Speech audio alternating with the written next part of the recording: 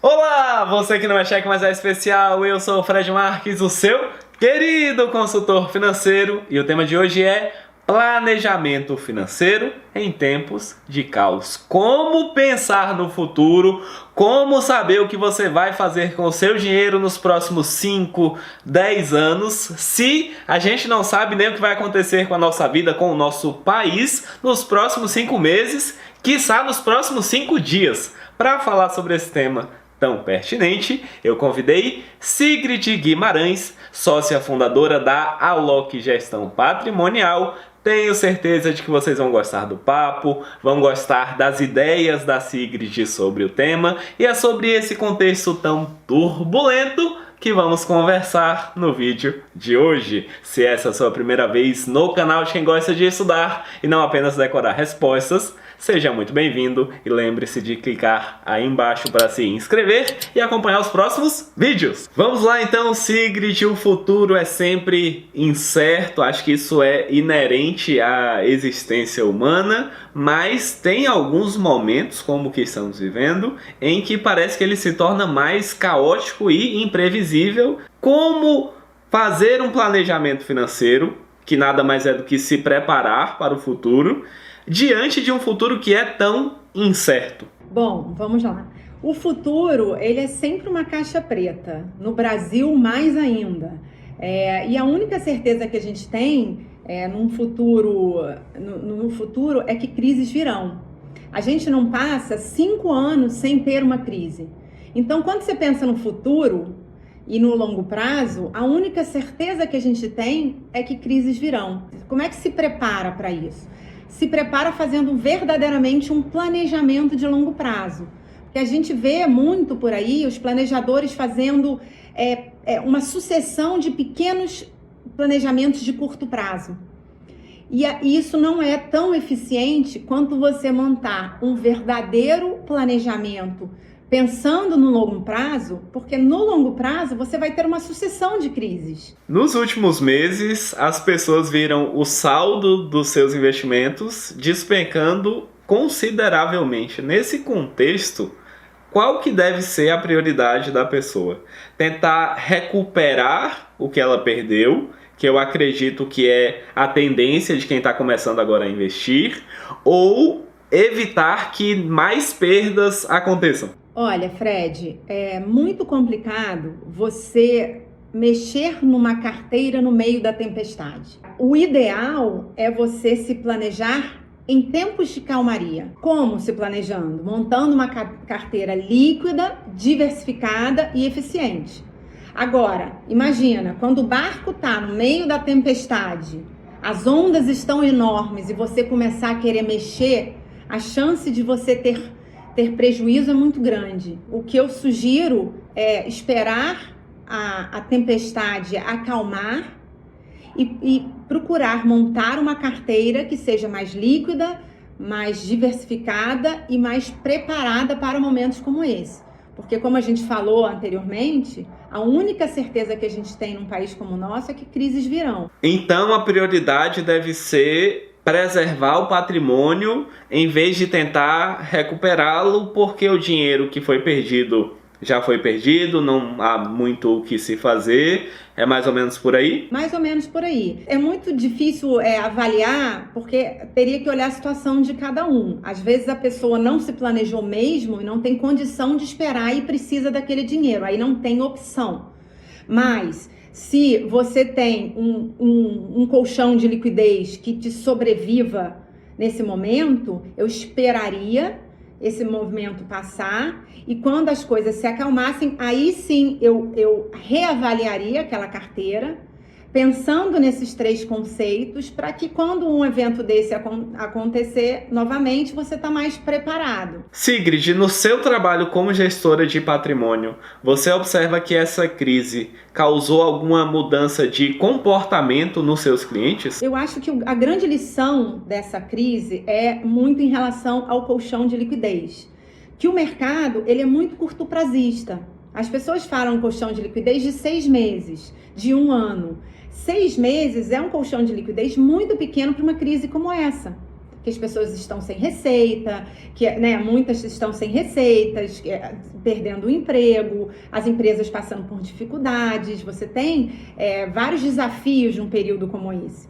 Então, acho que uma das grandes lições é ter um colchão de liquidez mais robusto e um colchão de liquidez mais líquido e sem risco de crédito. Porque o que se viu também é que com a queda da taxa de juros brasileira, buscou-se uma alternativa para a categoria de renda fixa mais rentável.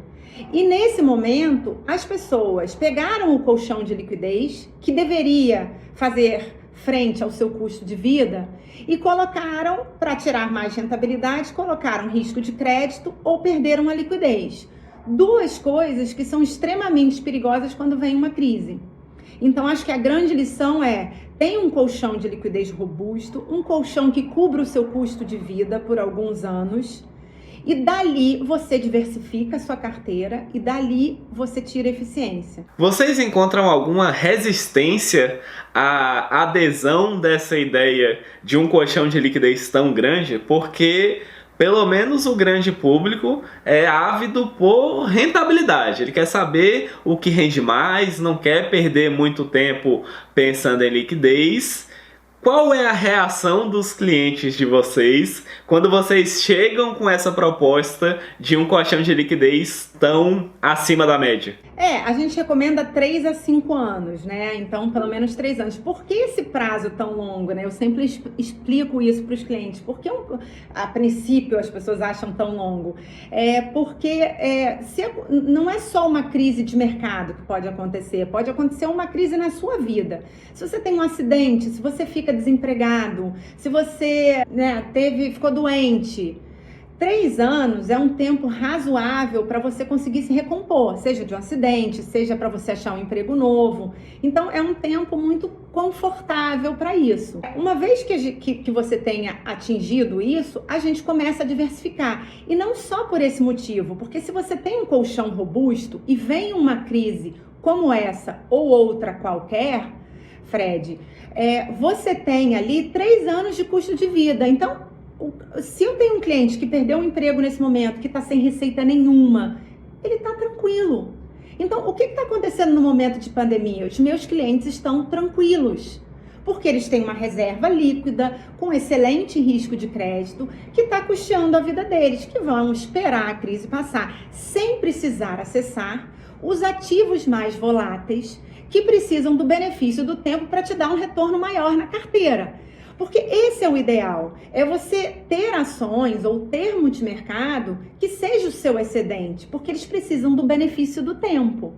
Então, a gente explica isso, o cliente entende, e em momentos, quando vem a crise, eles veem que eles atravessam todas as crises. Então, cliente que está com a gente desde 2008, que pegou a crise de 2008, tá tranquilo, né? Quer dizer, tranquilo ninguém tá, mas está confortável. E isso dá muita tranquilidade, porque o problema é que as pessoas pensam muito de curto prazo. É por isso que a gente recomenda, mas muita gente se choca, sim, porque o mercado é mais curto-prazista. As pessoas falam de no máximo 1 ano.